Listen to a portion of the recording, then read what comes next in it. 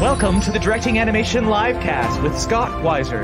In my many years as an animator and director, my most defining projects have been my short film, Layers, along with Vanishing Ink and Cirque de Solitude, two books which I wrote, illustrated, and pitched at several studios as feature films. And I have more of these feature film pitches coming soon.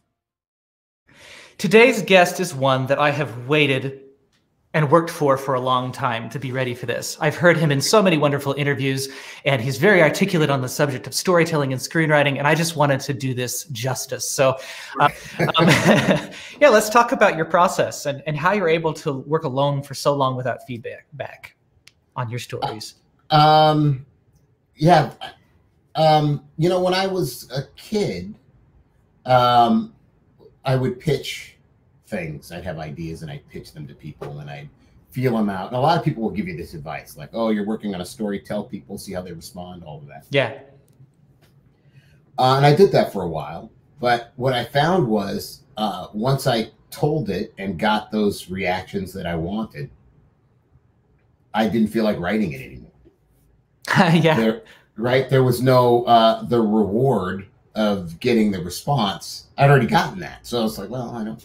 So I would lose interest. And so I started to not do that.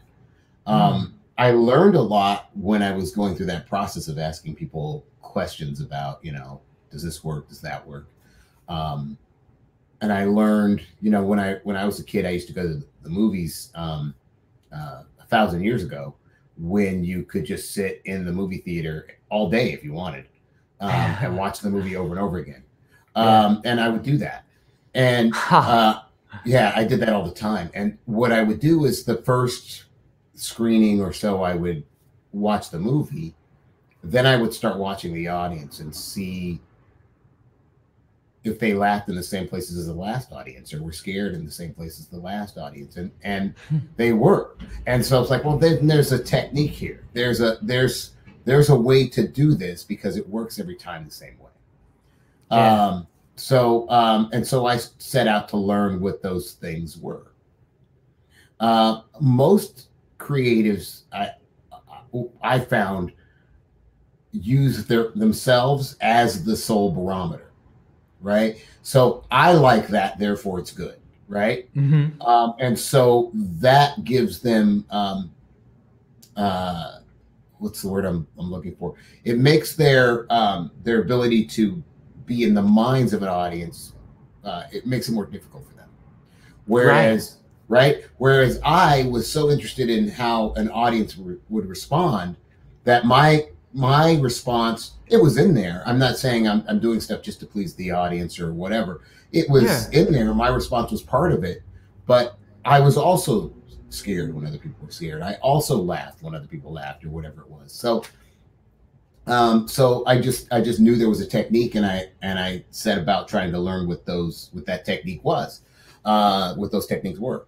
And so because I did that, I don't feel very often that I need much feedback. I may need, if something's not clear or something like that, or, you know, I haven't made something clear that I need to know. But for the most part, I feel like I'm not guessing about what works. And Hitchcock, I mean, I'm only comparing myself to Hitchcock in this way. Hitchcock, you know, he would get to the point where he didn't see his own movies with an audience. And people would say to him, oh, Hitch, you should have seen this. You know, people screamed here and they were this here and they reacted that way. And he would say, yeah, I know, it was designed that way. Like, he didn't need to see them do that. He knew why they were doing it. It was a design. And it's not impossible to learn how to do that. And so, what is the process? It kind of sounds like from your example, you were filling your mind with these experiences of watching how people react to certain movies and then saying, okay, this is how you get the laugh. This is how you get the scary moment. This is how you draw the tear. Right. What is the process beyond that? Like, how do you make those things happen? Yeah. Like, how do you know, like Hitchcock, like, I know that the audience is going to cry at this part. The audience is going to be afraid at this part. Okay. So, for instance, Hitchcock's, main thing was suspense, right? So Yeah. he used to say, and this is another thing I find with creatives, they often don't look at life to figure out how things work. They look at other creative, other things that were created, right? Yeah. They don't look at life. And so there's more to learn from life about your craft than people will take advantage of that. So here's the thing. When Hitchcock was a kid in England, in what we would call elementary school, I think it's called primary school there. And when he was in school, back in those days, Hitchcock was born in 1899 or something. So right. So when he was a kid, it was very early in the 20th century, and they had capital punishment. You could get whacked with a big paddle, and so what happened was you'd get in trouble, and you'd go to the office of the headmaster, and the headmaster would say, "Well, Mr. Hitchcock, you spoke back to a teacher, or whatever it is you did," and he would write your name in this book, and he'd say, "Young Master Hitchcock did this, that. You get X amount of swats, 5 swats, whatever it is, right?" And there's a big paddle on his wall, and so but Hitchcock said that would happen at the beginning of the day. The rest of the day, all you could think about were those swats that you knew were coming. Yeah. And he said, that's how I learned how to create suspense. This is from his life experience. From everybody's life experience, right? That's the way. Everybody in the class had the same experience when they were put on that list. Yeah, or it doesn't matter when you are anticipating something. So Hitchcock would say that he never, and this is a problem I run into with people because they don't understand this principle, but and it makes me crazy because a lot of movies and TV shows don't understand this principle either, which is that Hitchcock would say, I never created suspense by keeping things from people. I created suspense by telling them everything. Right? Here's the paddle. This is how many swats you're going to get. It's going to happen at 3 o'clock. Right. Yeah. That's how you create suspense. And if you look at your life and you observe what makes you tense, what makes you, feel that kind of dread, and you can break apart the components. Well, let's see. I know this is going to happen. That's why I know this. I know this is going to happen. I saw it happen to somebody else. So now I know how it goes down, whatever it is. You can apply that to your craft. And so that's just one technique, but those are the kinds of techniques you can learn. So you say, oh, okay, so if this works on human beings. In fact, there's something I think the Spanish Inquisition used to call presenting of the instruments or something. Okay. So before they tortured you, they would show you everything they were going to use. That's ingenious. Yeah. So it's like, that's part of the torture, where we're going to use this pretty thing and this sticky thing. And, ooh, what's this thing do? And look at, so, right, and that might be enough for you to go, you know what, maybe I'll convert. Right. So, right. It might be enough for you. So, that was part of it. And so it's just part of being a human. That's the way we respond. And so you can learn how people respond to things and why they respond to things and apply them to your craft. But often the pushback you get is, save it. It'll be a surprise. Don't tell people, It's like, well, then you've missed out on all that suspense. Well, we've kind of developed this no spoiler culture because of that. So like, don't tell me about the film because I haven't seen it yet, Mm-hmm. And to me, I'm like, that might be evidence that it's not a very good film. I think that's true. I could tell you the whole plot of Rear Window, and you would still have the same experience. I cry at It's a Wonderful Life every year I watch it. Sure. Yeah. I cry more. Mm-hmm. Yeah. It's true. Well, it deepens. I've lived more life. Yeah. Yeah. It deepens over time. Yeah. Yeah. It doesn't matter that what's going to happen and that an angel's going to get his wings and, none of that stuff matters. I hope I didn't spoil it for anybody just now. You've been spoiled. No, still watch it. It's worth the whole entire ride. It is. I mean, just even the way they edit the movie and just all the deep symbols that you don't realize why he's doing a certain thing, you know.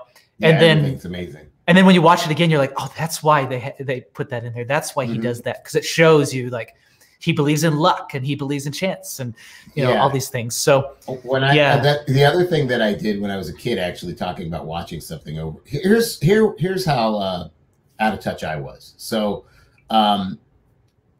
back when I was very young, you couldn't. There was no videotape. There was no way to see something, you know, especially on television, unless it just came on television. Like it would just, you know, you couldn't record it.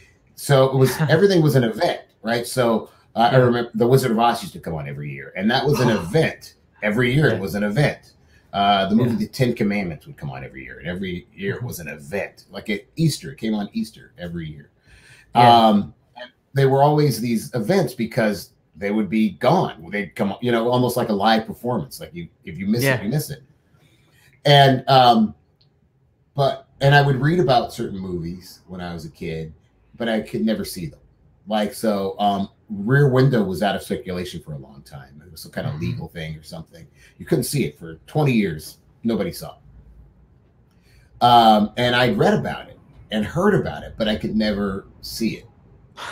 But eventually they re-released it in the theater and it was great. But when videotape was available, all of these movies I'd read about, all of these classics were at my disposal.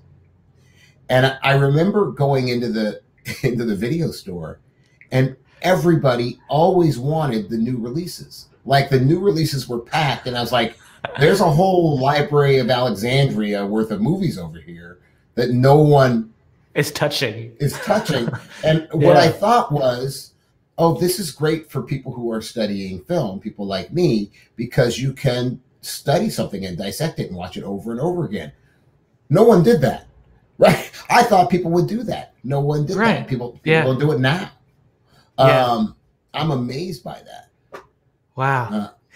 I am too. And I noticed you mentioned you are a storyteller that, you know, not very many people, you know, who are at the top of their game are watching the latest show on Netflix or the latest movie that just came out in the theaters. They're talking about the old stuff. And I've realized that in my circle of friends, I've become less and less in touch as well. So they'll be talking about something. I'm like, oh, I haven't seen it. But have you seen Sunset Boulevard? You know? Right, yeah. You need to. Yeah. I also think that it's fine if you're a fan and you just want something to watch, that's okay. But I think if you're at the level of a practitioner and you want to study your craft, you can't have a real sense of what it is you're really doing unless you understand the history of it. You know, you might think something is amazing and innovative unless you know the 5 movies made before that. Right, that did that, or that Charlie Chaplin did it first, or that like, oh yeah, you think that's innovative? Charlie Chaplin did that 100 years ago, right? You know, and a lot of times did it better. Yeah, but the other thing too about knowing that stuff is that if you know it, you can use it, right? So if you know something that Buster Keaton did, you know, back in 1920, you can use that. Yeah, that's awesome. Yeah, like, oh, that's good. Let's do that. Nobody's used it for 100 years. Nobody's seen it, and it's still good. It still works. You know, Jackie Chan was a big Buster Keaton fan, right? So when Jackie Chan was doing what he was doing, interesting. He was just like, I'll do what Buster Keaton did, you know? Yeah. And I remember seeing documentaries where Jackie Chan was celebrated for being so innovative. Yeah. And now that I think about it, I'm like, oh yeah. Yeah, he probably. I mean, it's not like he ripped that from Buster Keaton, but I can see like how by watching Buster Keaton, he'd be like, "Well, that was a good idea. How could I do something as effective in this spot?" Yeah. So here's another question to kind of further dig into your process. Okay. So back in my theater days, I was in a dinner theater show of, I think it was Seven Brides for Seven Brothers, and one of the greatest gifts that experience gave me was that I would play my role on stage, And then at that time, not a lot of people realized that you could make a bunch of money from tips. So I was like waiting every table as well, and making some good money off of tips. But I would stay in character. And so I'd have interactions with the audience members, and I would have them like laughing and rolling on the floor, and everybody like, how is Scott doing that, right? But all I was doing was playing my character and then just seeing how this response comes. Oh, sure. And there was something so magical about that. And I had that experience in other shows, but that is a standout moment. How can you replicate that for yourself when you're in your writing process? You know, before I answer that question, you reminded me of, you probably don't know who Frank Gorshin was, but Frank Gorshin was an actor and an impersonator. Did impressions. Yeah. He was the first Riddler on the Batman series, so that you might know him as the Riddler. But Frank Gorshin was an amazing impersonator. My favorite. He was really, really good at it. And before he was a professional comic and actor and impersonator, he worked in movie theaters as ushers. And in those days, when he was an usher, you would usher people to their seat. So they would like, here, sit here. And whoever was the star of the movie, he would be that person when he ushered people to their seats. So John Wayne or whatever, that's who he would be when he ushered people to their seat. Cary Grant or whoever it was. Brilliant. Yeah. And so anyway, that reminded me of that. That's how he sort of got started and honed his craft. And plus he's working in a movie theater, so he can see the movies over and over again, like I was talking about, and hone his impressions. But yeah, you look him up, Frank Gorshin, he's pretty amazing. Reminds me of Star is Born as well. Yeah, with Mitzi Gaynor, where she was going around at the dinner party and doing impressions to kind of that's right. That's right. Show them her versatility. Versatility. That's the word. Yeah. That's the first A Star is Born, the one that everybody should see. Which I watched because of you. Yeah. Really? Yeah. It's good, isn't it? Oh, it's the best. Yeah. It's like, oh, that's why it gets remade all the time. Yeah. It's like you should go back to the source. You know. Yeah. Anyway. And it's it was not electric. I'm sorry. It was electric. That screenplay is just so good. It's really, really good. Yeah. Anyway, so you asked me. What did you ask me? that audience feedback, like where you're doing something and then it surprises the audience. You didn't realize you would get a laugh from the audience. You didn't realize. And maybe we're going circularly again. Maybe just that experience. I was less experienced then. But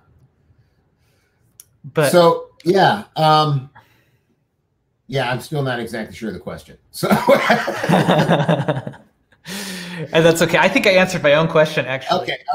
All right. I think it's a matter of experience. It's a matter of doing what you did and really honing in, like watching the movie multiple times. If you can't watch it with an audience, you can watch it with different people. Right. What was the film? There's a Japanese film called My Neighbor Totoro. And I watched that alone as an adult and I was like, okay, yeah. It had some magic. I liked it. It was creative. Okay. But then I watched it with children and they just lit up and like, it was this magical, fantastical experience. And I thought, wow, that's who I should have watched it with the first time is with the intended audience. And now I love that movie so much more. Yeah. I saw The Wizard of Oz in a theater, like a anniversary re-release or something. And there were a bunch of kids in the theater who had never seen it. And it was pretty amazing to watch kids see that for the first time. It was like there's one point where Toto gets away from the mean woman who ends up being the witch in Oz, and I just remember some kid being very excited. He got away, you know, like just very excited that Toto got away. It was great. You know, I mean, I've seen it a lot, so I can't have that exact experience anymore. So you can sort of have a vicarious experience, but that's the same thing. I'm not big on the idea of an intended audience, but that's another thing. Yeah. You can push back on that one. That's fine. Yeah. Absolutely. I agree with that even.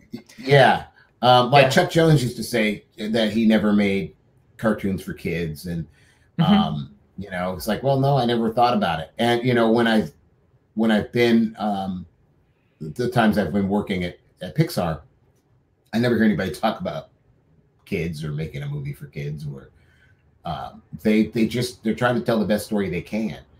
I think they know that they can't do anything inappropriate, right? But that's more about that. Like, but they don't do anything for the kids, if that makes any sense. They just tell the best story. I mean, as far as I can see, I mean, with my interaction with them, that's been true. That they're just trying to make a good story. Well, and in defense of this film, I don't think it was made just for kids. Sure. He just made it to inspire kids to do a certain thing. But when I watch it alone, I think the feeling I get in that movie is just like, it's like therapeutic. It's so gentle and like soothing, if that makes sense. So he made a soothing film, and actually explores some things that are really tough for children to go through. Like their mom has tuberculosis, and you know they're struggling with that and moving into a new home and trying to get to know the neighbors, and you know thinking their home is haunted, and so but I did have another. I had a guy in my office who said too, along your point, that he's like, I think one of the reasons we have kids is so we can show them our favorite movies. I think that's there's something to that. I know I've had friends who, like, I don't know what order to show my kids Star Wars in, like the release order or the like, and it's like, you know, or the order I saw it, or which is funny. Anyway, so yeah, I don't know. I mean, you're asking about my feedback and how I think about it. I guess after a while you can almost, it's a simulator. You can do which I'm sure Hitchcock did, which is you can sit there creating and put yourself in the. Here's what it is. Most creators, I think, when they're creating something for an audience, imagine the audience is a bunch of them. Yeah. Right? Yeah. What they don't do is go, how do I get into the mind of an audience who isn't me? Yeah. Right? Because what happens is then you start getting into personal preferences if you do it the other way. So if you go, well, I like it when blah, blah, blah. Like I always, when somebody says to me, I like ambiguous endings, for instance. I'm like, okay, you like that. Are you making this for you? And that doesn't mean you can't have an ambiguous ending. Yeah. But what it means is you're not trying to get at a bigger point. You're just, because if that's your point, right? If your point is life is complicated and it can't be put in a box, like if that's the point of your piece still has to prove that point through the story, right? Right. And the ending can be ambiguous, but that is also a conclusion, right? Right. Right. Yeah. Exactly. Yeah. And so, but when people start with this, I don't like it when, I don't like happy this, I don't like sad that, I don't like this or that. You're not even just talking about personal preferences. Yeah. And you're not thinking about what the audience needs for that particular story. And you're running a simulator. I did like the example of the simulator. Yeah. I really like that. And in my head, I did start to see, okay, sometimes in my simulator, I see what I want to see, right? Right. But I really need to add the audience into that simulator. Yeah. Yeah, they need to be part of it. I'm the person up on stage. They're the person reacting as the audience. Right. So it's like, so sometimes important information isn't given to an audience, for instance, because you already know it as the teller. Well, I know, you know, it's like, yeah, but they don't know. Like I had a script, actually became the graphic novel, became Old Souls, but when it was a screenplay. Which was great. I should have mentioned it. Oh, that's okay. Thank you. So, but you know, in the screenplay and in the graphic novel, I have these guys reminiscing sort of at the very beginning about different ways they've died. And I had a manager at the time when I wrote it who said that I didn't need that scene, but he's like, you don't need that, cut that. And it's very important when you see the piece. It's a very important part of the story. But it also it's what I call an outer boundaries. So it's something that gives you a hint of where the story is going to go, so that you're not completely caught off guard when it goes that way. So because after that, I have to show a guy just living his regular life, and there's nothing fanciful or supernatural or weird or metaphysical in it. So in order to buy myself that time, I start with this outer boundaries where you go, well, wait a minute, people are talking about how they died. How's this going to enter into the life of this regular guy living his regular life, right? Yeah. And so my manager was like, you can cut that beginning. I'm like, you don't know that. He goes, well, I don't think you need it. It's like, but you already know where the story's going because you've read the whole story, right? And so you can't unknow that. So yeah, you don't need it now because you already know what happens, right? So yeah, he fought me on that. But what you were doing is you were saying, okay, this is going to be a story about the supernatural reincarnation framework. And so I need to let you know that right away. And okay, here's his normal life. Here's all the things you need to know. Now let's get back into that framework. But you've got to have people know that from the beginning. Yeah. Yeah. Have you seen a film that you really thought was great with an ambiguous ending?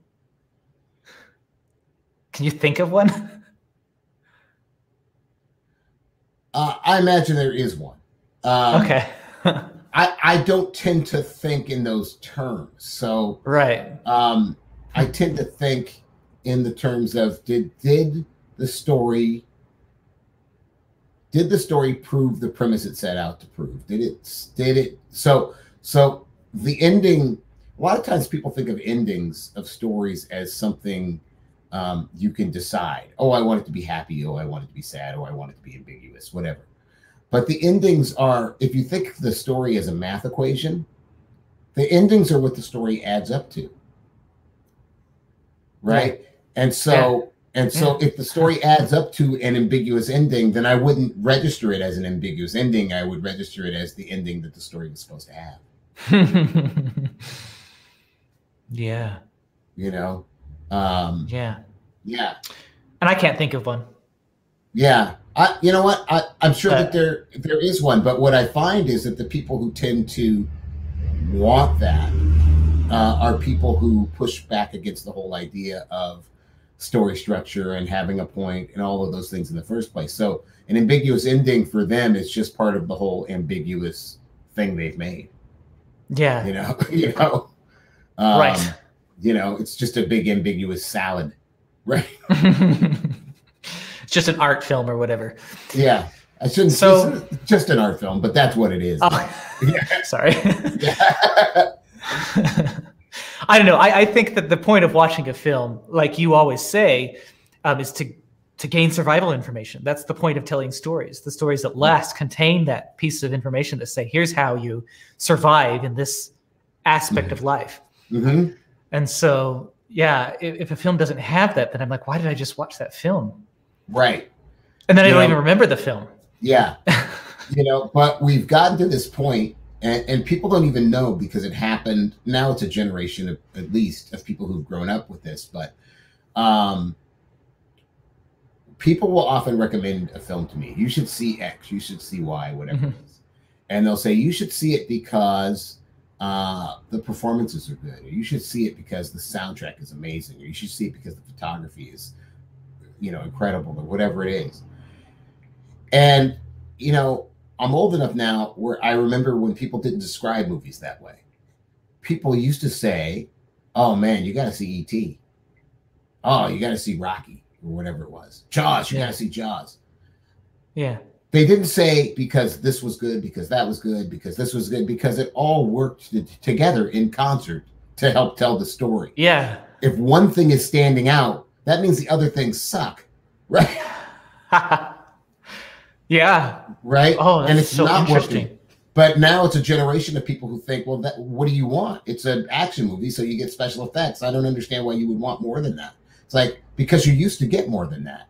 I mean, Die Hard has more than that. Raiders of the Lost Ark has more than that. You used to get more than that, right? But now they just take out one component. They pick out one component and they go, this is the thing. The effects were amazing. Yeah. There was one movie, I won't say what it was, but my friend said, I loved this movie because this part, I had this feeling I've never had in a movie. And I watched the film and I was like, I didn't have the same feeling at that part. I could see why the person had that feeling, but I don't know. I just didn't enjoy the film. It's just, well, you know, the thing is, people think that it's parts. Like when I don't like something, people say, "Oh, but didn't you think it had some good parts?" It's like, you know, those parts are connected to things, and if it's not, you know what I mean? It's like it's a whole, not parts. Oh, that's amazing. Know? And I love that quote. You said, "If one thing is standing out, it means the other things suck." Yeah, that's very clear, very good. Yeah. So, well, you can't talk about the project you're on right now. Big project, great opportunity. So let's do a little bit of a workshop about my potential project. I can give you a few details. So I have a musical that I put a pitch together, and I've gained a producer, and we've talked about how this process would go. Right now I have an outline. Because it's a musical, I haven't written the movie. I also want to get some authentic voices into the room to make sure that we're writing it adequately. Sure. And this producer has told me that he's not going to intervene. So his process will be, he's going to look at my script. He's going to say, what are you trying to do here? He'll challenge me. Sure. He'll challenge me and try to push me and push me to my boundaries. He said, but ultimately it's your choice, which I thought, that's exactly what I need. That sounds like the ideal partnership. To make sure that I get this story to be the best vehicle for the survival information that I have to tell, what advice would you give to make this film the best it can be? Oh, my advice is to know exactly what you want to say. Okay. So if you want to say, friendships are difficult but worth the trouble, right? Let's just say that. Right. You know, it should be a sentence. You know, it can't be friendship, right? Sometimes people are like, friendship, that's my theme. It's like, no, it's not. Friendships are difficult is a theme. Friendships are whatever, right? So let's say you want to say that. It's not a subject, it's a theme. Right, yeah. So once you know that, everything you do should be in some way expressing that or challenging that or proving that.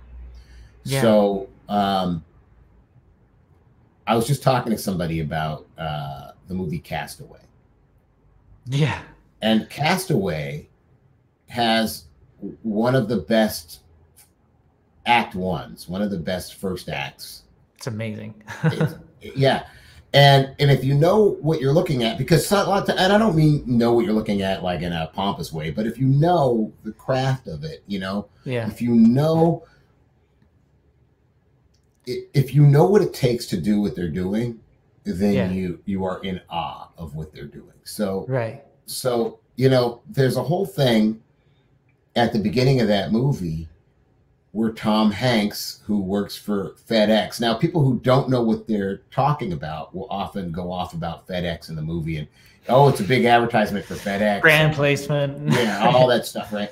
And yeah, it's in there, but FedEx is about getting things to people quickly.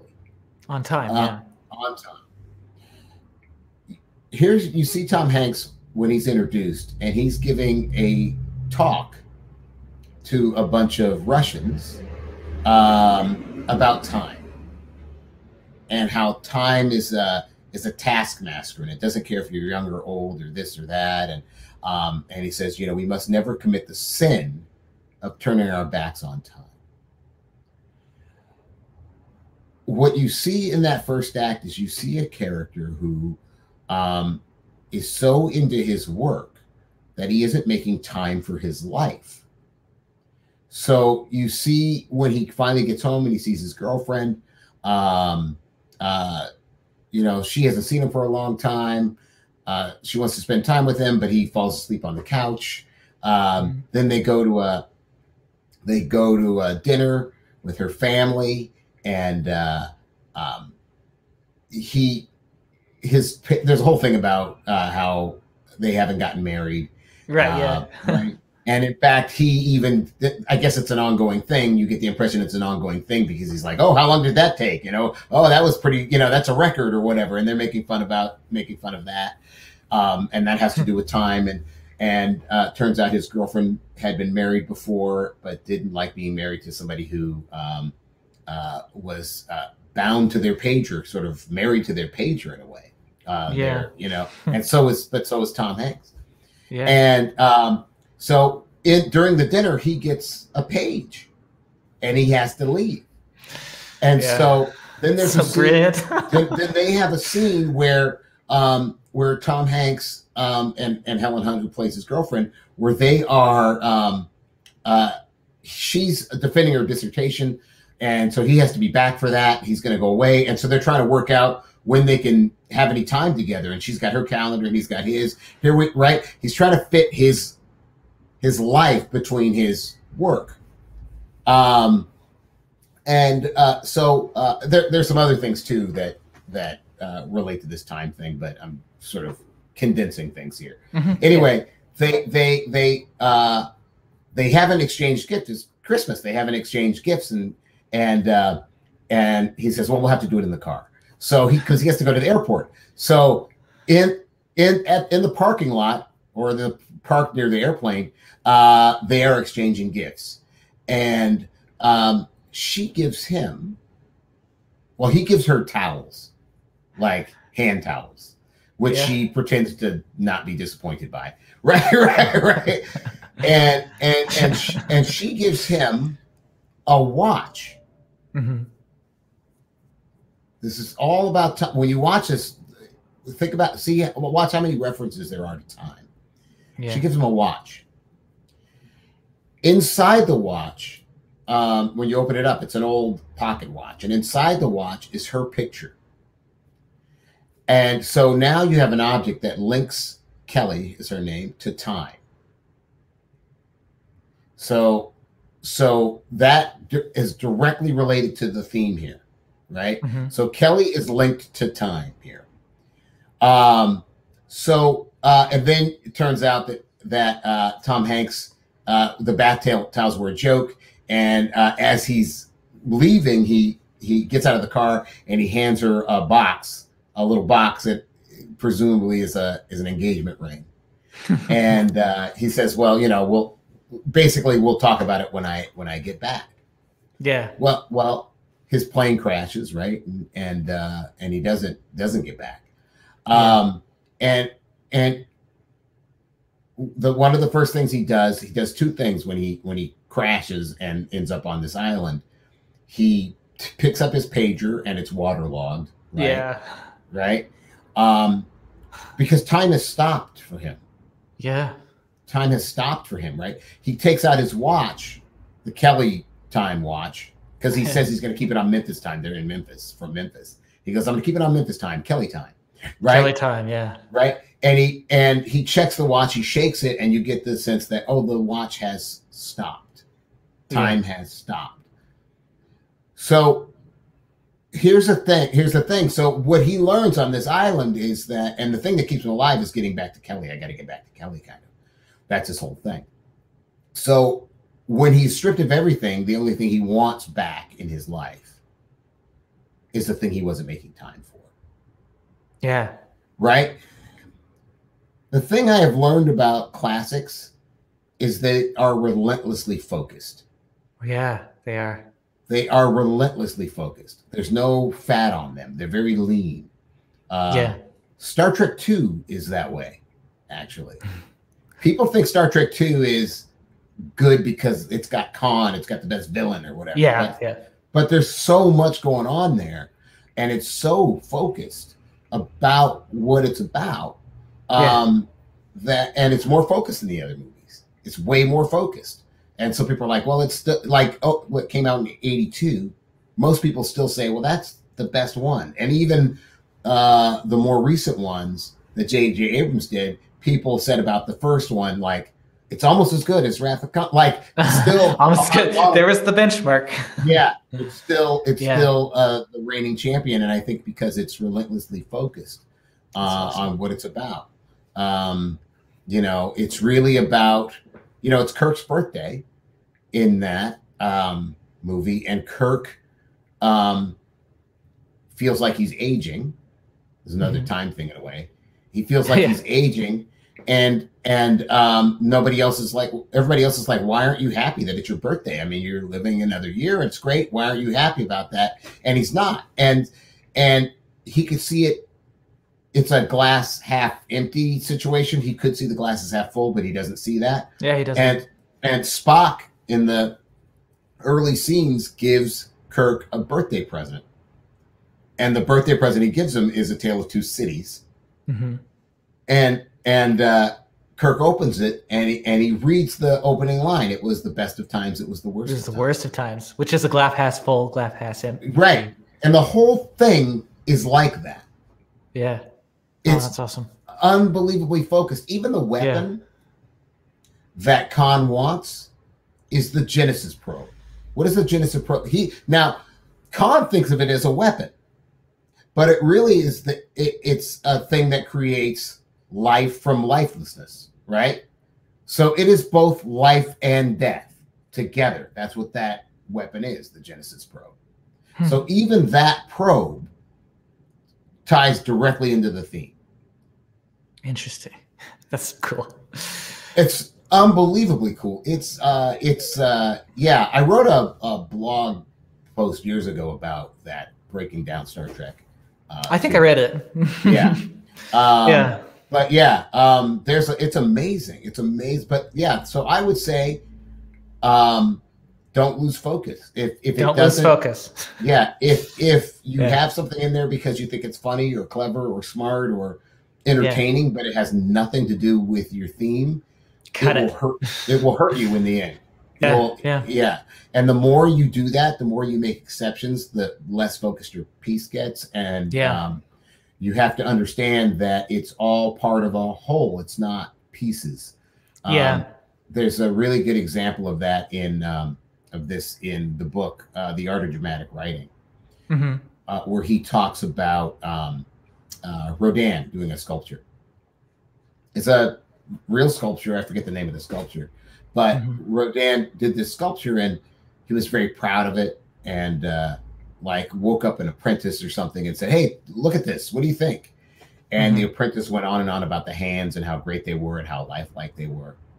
And then he asked somebody else, and they had the same response. Oh, the hands. You know, it was a picture. It was a sculpture of a woman in a robe. Yeah, her hands, and everybody kept bringing up the hands, and so he cut them off. Is this the one where? He cut them off. He cut them off because they were stealing focus from the rest of the piece. Yeah, and most people won't do that. Since reading, and listening to you, I don't know if there's anything of yours that I haven't listened to yet. I hope there's not, or read several times. But I have been more willing to do that. My current film, I had originally envisioned that it would start down on the ocean and it would go past these sailboats, and I had this opening shot in my mind. And luckily, I cut it because I knew what the story was about more recently, and I was like, no, I have to start like at a completely different location and introduce the character this way, because that was romantic, that other vision I had in my mind, but it's not right. Right. And so, thank you for that. Sure. Yeah.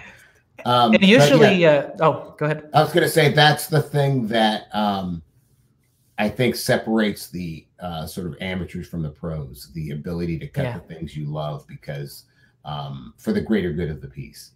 Amateurs will always hold on to that thing they love to the detriment of the piece. But I like that character. Yeah, they don't help you, but I like them. Okay, all right.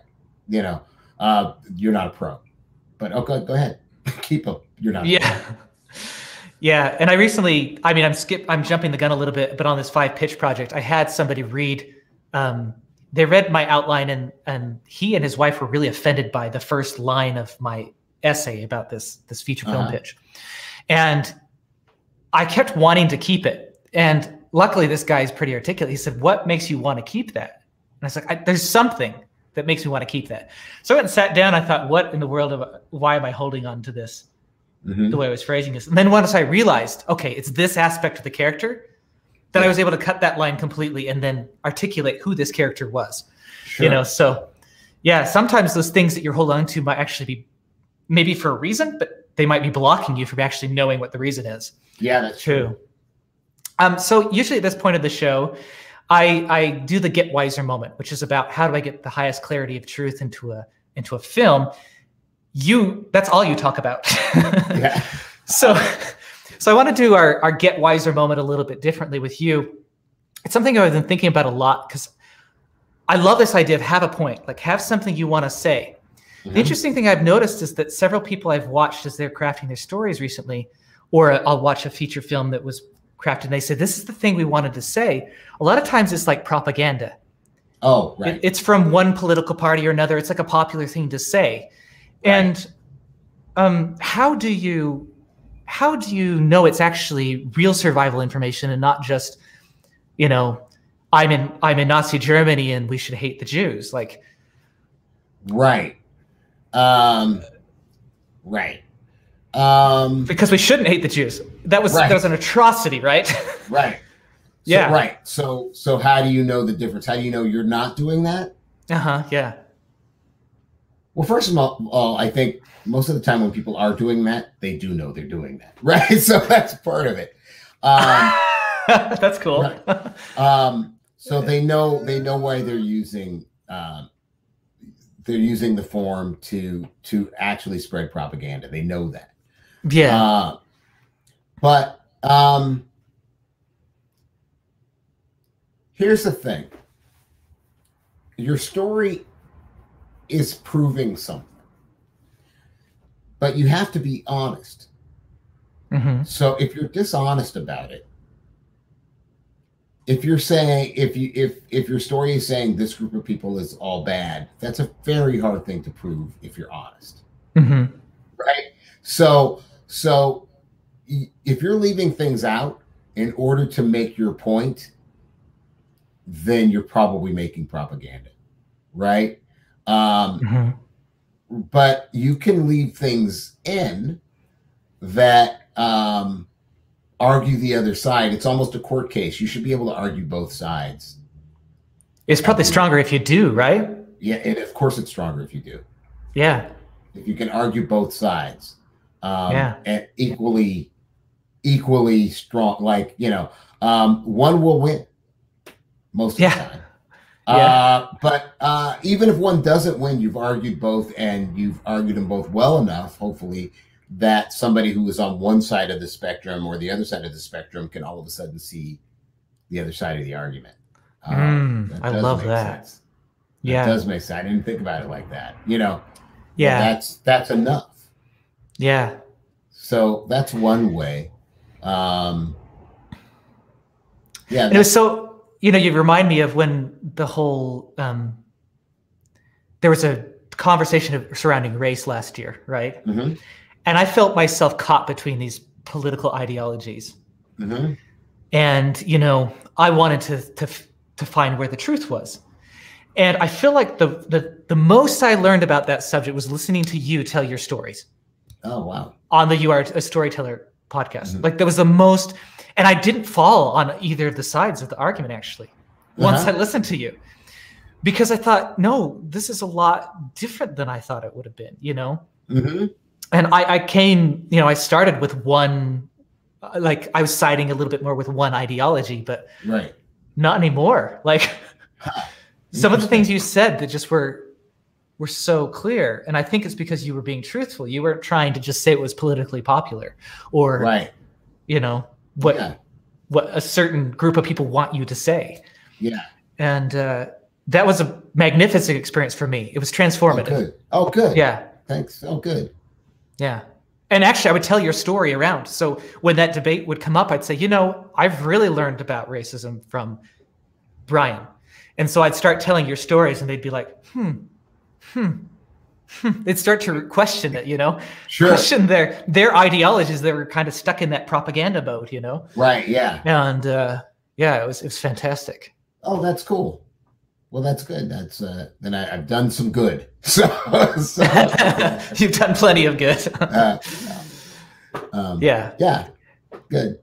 And it doesn't mean that either of us see it perfectly, right? I imagine that 100 years down the road, maybe there's more to learn about this conversation that we haven't learned yet. There may be.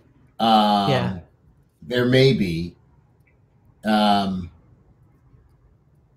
Yeah, I can see why you'd say that too, having listened to several things you said before. Yeah. Because also, like, you kind of function on this basis of, like, I went and read all of Aesop's fables. Mm-hmm. And, you know, those stories stuck around because they're true and they've remained true. Right. And it's just sometimes we get so caught up in our day and age that we forgot the things that were true. We have to kind of go back and review them. Yeah, because politics change and nations change, and but the stuff that's true will be true no matter what nation is there, no matter what language people are speaking, you know.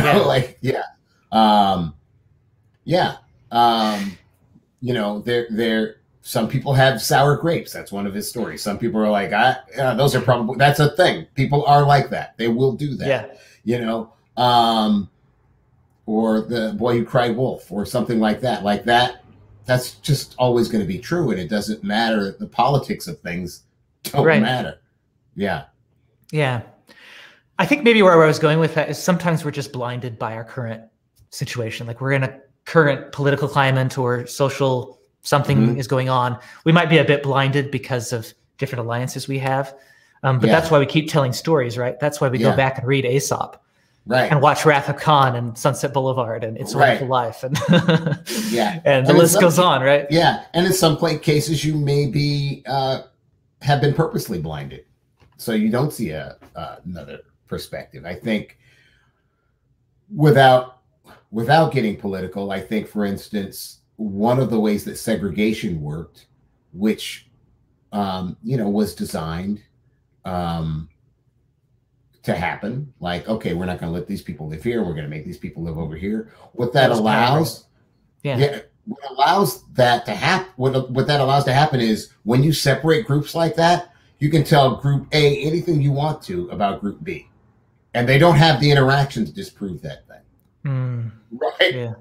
Yeah. So they just go, well, I guess that's must be what it is, right? And so you may be blind, but you're also blind to the forces that made you blind, right? Yeah. Right? Like, oh, this was a design. I feel this way by design. I heard a guy who was he was a guard I think at Auschwitz or one of the concentration camps. He said he was not defending himself. He didn't say, hey, look, I was just doing my job. It wasn't that. But he did say, well, one thing that I don't think you understand is how we were taught to think about Jews from the cradle. It was in our nursery rhymes. It was in our little, so from the cradle, that's what they had been taught. Right. And he's like, I don't think you understand that was the case. Yeah. And I think he's right. We don't consider that as a factor. You can consider that without saying it was okay what you did. Right. You can consider that, oh, that's how stories were used to manipulate this group. And of course they were blind to how they were manipulated. Yeah. Oh yeah.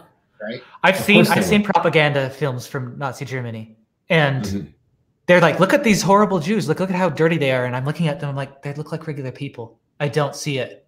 Yeah. They look like people from that day and age. I don't see it. And it was actually more crafty for them to say, look, it's there. And they'd be like, oh yeah, the emperor has clothes on. Yeah. They were tricking themselves. Yeah. And without getting into it, we've done that too. In fact, the Nazis looked at what we did. There's lots of documentation. There's lots of documentation that shows that. And we probably looked at what other people did too. Before us. Like, how did they accomplish this thing? Right. How did they do it? Yeah. So. Yeah. Just like the good, light, truthful information is passed down through the generations, so is the bad stuff.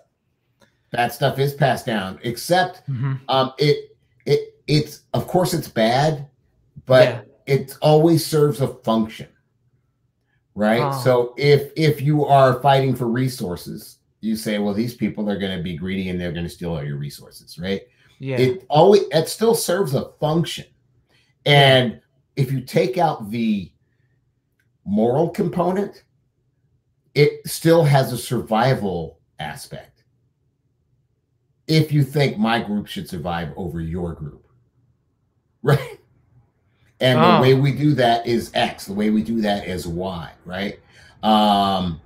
Even if it's not the right way to do things or the moral way to do things, they can still see it as survival information. Yeah, I don't think. For instance, I think that theft is a law. It's a social thing, but nature doesn't recognize theft, I don't think. So animals steal from each other all the time. Like, hey, those eggs those eggs are unattended, right? I'm going to have some eggs. Right. A snake will do that, or right. So, and it's very hard. You'll see it in Charlie Chaplin movies because he's often hungry. It's very hard to make somebody who's hungry and stealing food into a villain. Yeah. Right. Because at your core, you go, well, he's got to live. He's got to eat. What are you going to do? Right. That that's true. And so, is it right legally? No. But there's a bigger law, right? Right? It's like, well, no, that animals have the right to protect themselves and survive and do what they need to survive. That's just true. And every animal is going to do that, including us. And so often I don't think that the moral thing, or what we think of as morals, which are sometimes morals and sometimes laws or rules, right? Because I find it difficult. There's a store near me, and there's a big homeless problem right now, and so people are stealing food and all of that from this store, or have. And it's like, well, we should have a system where they don't have to do that, because I don't know how morally wrong it is for them to eat. It seems more morally wrong that we're not feeding them, right? Right? Like, if you are starving, what do you do? Right? If you have kids to feed and you can't feed them, what do? You have you can let them starve, but you've obeyed the law, right? Or you can steal, and there's a higher law. So what's my point? My point is that that there are things that are wrong, and we know they're wrong, and they're actually wrong. But even those things can be helping a particular group to survive. And that's why it gets passed on. So it's like, what you do is you have a divide and conquer strategy if you want to take over a country, or take over a society. You make these people hate these people, and then they'll fight each other, and they'll leave you alone as the power structure, right? Right. So, and that's a power structure surviving, right? Well, we make these guys hate each other, and then that's how we survive, right? It's not necessarily good, but there is still survival information in it. So that's why it lasts. That's cool. You really got me thinking. Like, I'm really reflective right now. And actually we've gone over time, but it's been completely worth it. I'm glad we went there, because good. Well, I'm going to be thinking about that a lot. Good. Well, I'm sorry we went over time, but because of me and my fault, we had that weird beginning. Because of technology. I hope people made it through that beginning and didn't give up. I don't think you deserve the blame at all. It's a combination of things. But it's been wonderful to have you on the show. And thanks, where can people follow you? They can Oh, let's see, Masters of the Craft, or You Are a Storyteller. They can subscribe to that on YouTube. On YouTube, yes. Excellent show. Every single episode's been great. Oh, thank you. And that's if you want to watch it. If you want to listen to it, it's also available on all the podcast things that you would use. And then you can find me on Twitter.